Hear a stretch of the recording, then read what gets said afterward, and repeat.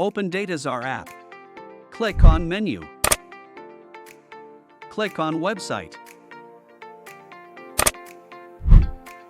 Click on Pages.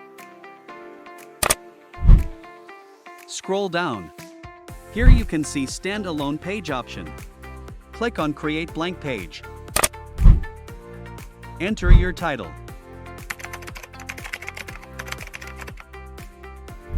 Scroll down. To add in featured image, click on Choose. Click on Choose Files. After adding featured image, you can write text in your standalone page from here.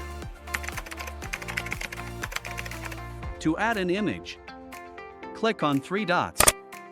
Click on Image icon. Click on Source. Click on Choose Files. After selecting your image, click on OK.